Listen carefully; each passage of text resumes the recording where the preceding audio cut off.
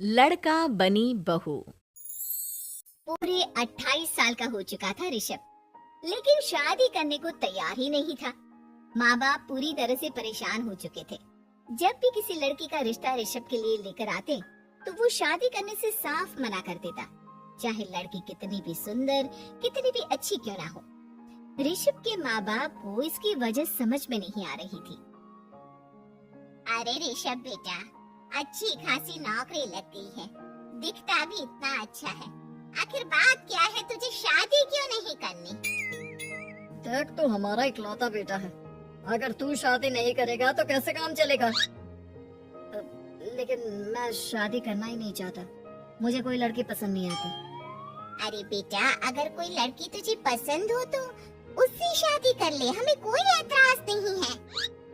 हाँ ऋषभ बेटा, अब देख, तेरी माँ से भी काम नहीं होता। घर में एक बहू आ जाएगी तो कम से कम घर का माहौल भी अच्छा होगा और तेरी माँ को मदद भी मिल जाएगी। लेकिन मम्मी पापा कहा ना, मुझे लड़कियाँ पसंद ही नहीं आती। अरे लड़कियाँ पसंद नहीं आती तो क्या लड़का पसंद आता है? वो तो वक्त आने पर ही पता चलेगा। ऋषभ की बात सुनकर उसकी माँ और पापा का सर चकरा जाता है। कुछ दिनों के लिए ऋषभ अपने ऑफिस के काम से शहर से बाहर जाता है और जब लौट कर आता है तो सामने का नजारा देखकर उसके माँ पापा बेहोश होते होते रह जाते हैं। अरे ये क्या, ये तुम्हारे साथ कौन है? माँ, ये दीपक है, मेरी पत्नी। हम दोनों ने शादी कर लिया है। दीपक तुम्हारी पत्नी कैसे हो सकता है? अरे दीपिका होती तो बात समझ में भी आती, ये तो लड़का है। तो क्या हुआ पापा, आजकल तो ये सब फैशन में है और मैंने आपको बताया था कि मुझे लड़कियां पसंद नहीं आती। अरे तो इसका मतलब ये थोड़ी है कि तुम दीपक को दीपिका बनाकर ले आओगे। मुझे बहू चाहिए, बहू के रूप में, ये आदमी नहीं।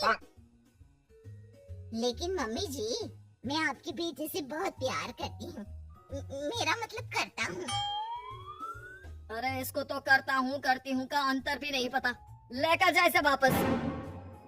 अगर आपने इसे घर से बाहर निकाला पापा तो मैं भी इसे के साथ चला जाऊंगा। मैं ऋषभ के बिना जी नहीं सकती, मेरा मतलब जी नहीं सकता। हमारा जिंदगी भर का साथ है, प्लीज हमें अलग मत कीजिए मम्मी जी, पापा जी। हे भगवान, ये तूने क्या दिन दिखाया? तेरे बेटे को थोड़ी अकल दे दे, लड़के को बहू बनाकर घर में ले आया है।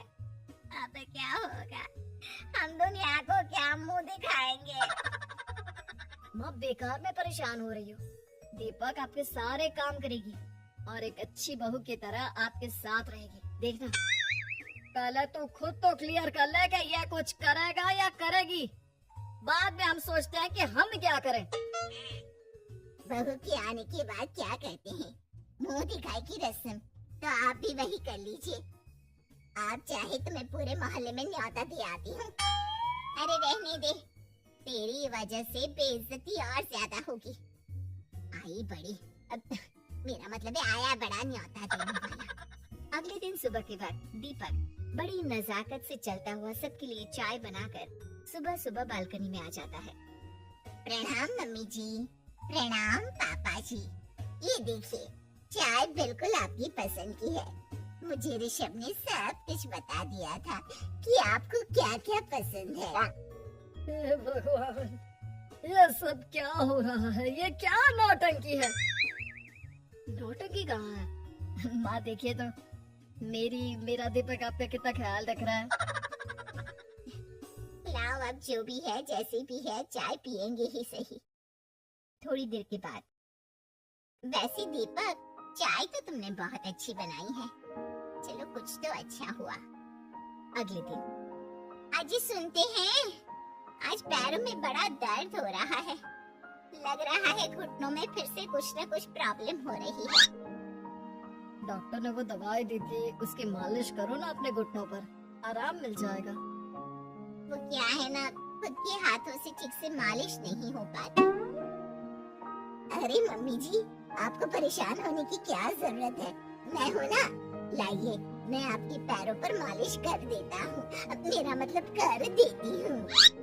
अरे रहने दे, घर में बहू होती तो सेवा करती, यहाँ तो आदमी बहू बनकर बैठा हुआ है।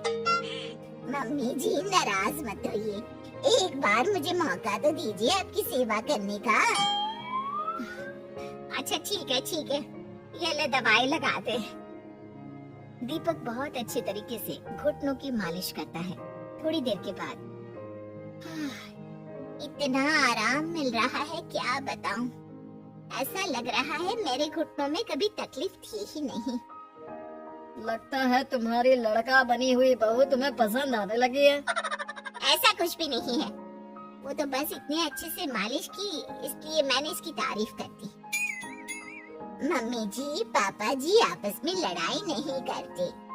अच्छा आप ये बताइए शाम के खाने में क्या खाएंगे?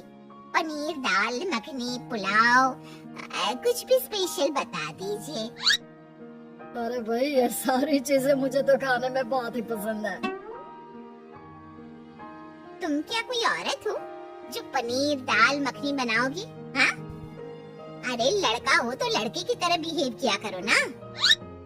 भले ही मैं लड़का हूँ तो क्या हुआ, अब तो मैं ऋषभ की पत्नी और आपके घर की बहू हूँ, तो मुझे उसी तरह से रहना पड़ेगा ना। अच्छा ठीक है, जो तुम्हें पसंद है बना लो। आदमी रसोई में खाना बनाते हुए कैसे लगते हैं जरा मैं भी तो देखूं। शाम को दीपक सबके लिए अच्छा सा खाना बनाकर डाइनिंग टेबल पर लगा देता है। ऋषभ ऑफिस से जब लौट कर आता है सब लोग खाना खाने के लिए बैठ जाते हैं। अरे वाह क्या गजब का पनीर और दाल मखनी बनाई है, ऐसा जायका तो होटल के खाने में भी नहीं आता।